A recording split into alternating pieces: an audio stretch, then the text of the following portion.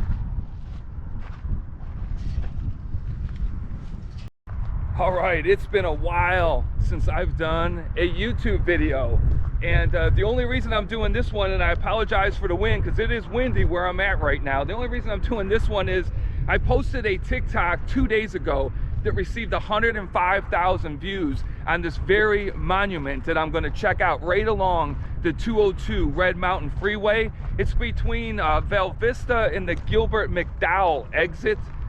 And I did the video. I kept seeing this monument every time I drove along the freeway, but the only way I could get a video of it for TikTok was to run about 50 yards to a fenced area and shoot the camera through the fence. But I wanted to know some more about it, so I did some research. I found 2 articles, no YouTube videos or anything about this area, and I think people should know about it. It's a very historical spot, especially for Mesa, Arizona.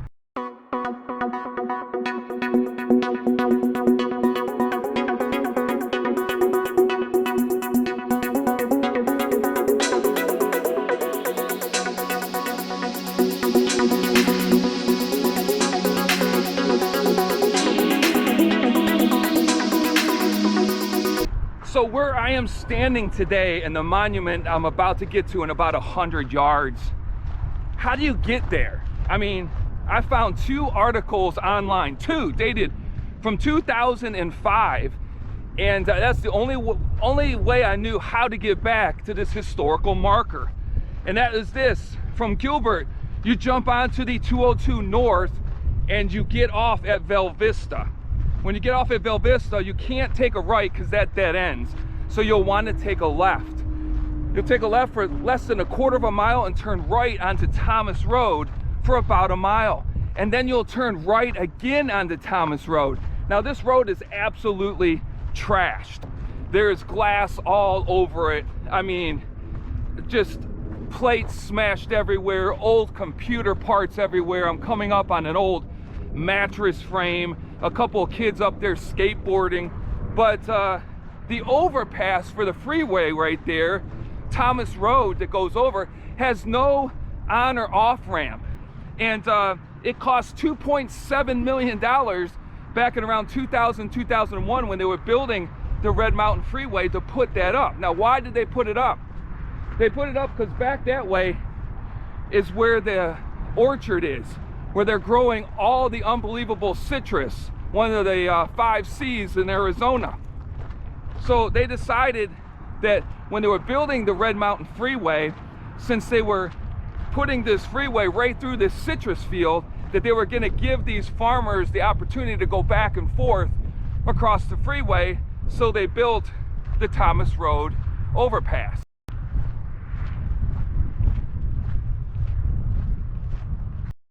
Now, They were trying to protect the citrus field, which was a historic area when they were building the freeway. But what they kind of ran straight through was an old trail that had been around for over 100 years. This trail used to go straight out to the Superstition Mountains from here.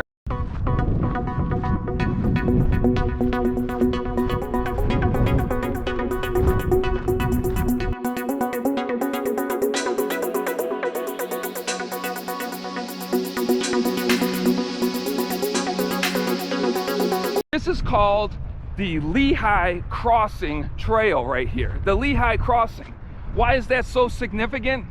Well, back in 1877, a group of Mormon pioneers settled here in Mesa, and they were led by a gentleman named Daniel Webster Jones. And they came right through this area right here where this monument is, about another 60 yards ahead of me. And this is where they actually crossed the Salt River. The Salt River is right here, folks. Right here is the Salt River. So Daniel Webster Jones and the Mormon pioneers who settled Mesa in 1877, they crossed right here, and that's why they placed this historical marker out here.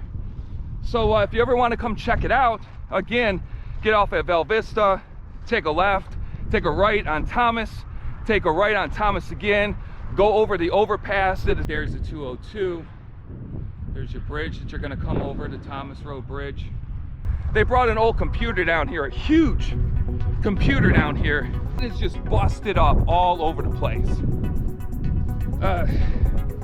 Like this right here, this is ridiculous.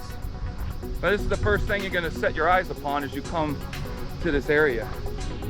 This is what they've done. This is fun, I guess. It's just what it is.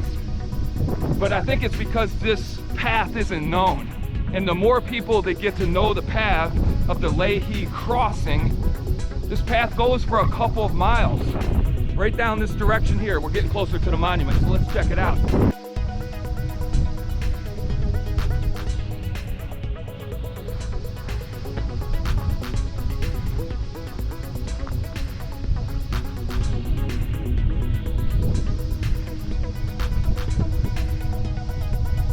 Now, from what I read, back in 2005, a group of Mormons came down here to help set up this trail.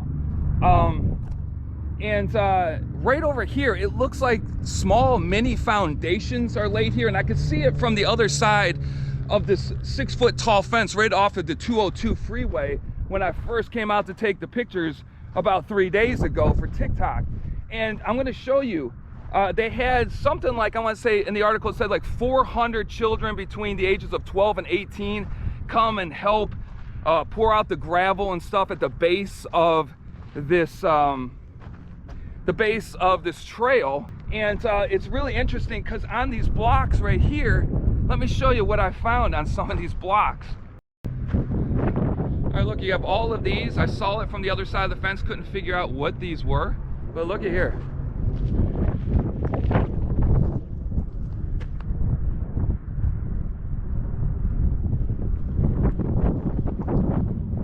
Handprints. These must be of all the individuals who helped reestablish this crossing. Maybe they thought they were going to have a lot more. I don't know, because these things go on and on with no handprints on them. I mean, they go way down here, folks. They go way down there. And as if you see right here, the sign right up there, that crossing right there, that is where you would get off at that's where you would get off at Val Vista, go across the bridge, go down, go around, and you can see the bridge right there, the Thomas Road Bridge. Just cross right over it, and you'll come right down this path here. What's cool about this area is if you think back to 1877 with Daniel Webster Jones and the group of Mormons that were traveling through here, what it must have been like. Well, I don't think much has changed here, folks. Yeah, the 202 wasn't here, but you get kind of understanding of what it must have been like back in those days to travel here and to settle Mesa, Arizona. But here is the plaque. Again, this is the first time I'm seeing it and the first time I'm going to read it, because I see nothing online All right, so let's read it. The Lehigh Crossing Monument. On January 17th, 1877, 13 families led by Daniel Webster Jones and under assignment from Brigham Young headed south from St. George, Utah towards Mexico to form a new Mormon settlement. Nearly 3 months later, on March 6, 1877, these wary travelers crossed the Salt River near the site of this monument and started building a community. In 1882, Brigham Young named their colony Lehigh. Lehigh never became a city, but provided an important foothold for Mormon settlement in the Phoenix Valley. I will say this. I said it earlier. I'm now heading back to the Jeep. There are some kids skateboarding up there again, all kinds of broken glass and computer parts all over the overpass on Thomas Road to get down here. Glass all the way down here. You have to come through this small gate to get on this trail. It's very like remote back in this area, even though, you know, life is happening right there off the 202, but nothing that direction. A lot of kids up there, a lot of vandalism right now of this trail, which is a shame. But hopefully bringing a spotlight to it, more people will come down here. The more eyes on a trail, I think the better off it is. People do less bad things. It's like the hieroglyphic trail in Gold Canyon. If you haven't been to that, check it out. Top 2 trails in all the state of Arizona to me. Easy to get up and down, but the top is surprise, folks. Those 400- or 500-year-old petroglyphs up there. But the reason those petroglyphs have survived, with that being one of the most popular hiking trails in the valley, I mean, that's probably top 3. The reason they've survived is because there are, you know, 500 to 800 people daily going up and down that trail. All times of the day, evening, morning. I mean, people are out there at 5 o'clock in the morning and they're out there as late as 8 or 9. Those petroglyphs are preserved. A lot of people think the more people get to places, the worse off they are. I don't think so. And I think this trail could really be helped by more people understanding that it exists, that you can get to it, that you can come out and hike and explore it, and have a great time and be on a piece of history. You know, walk a piece of history. All right, that's it. I'm done talking. GoPro, stop recording.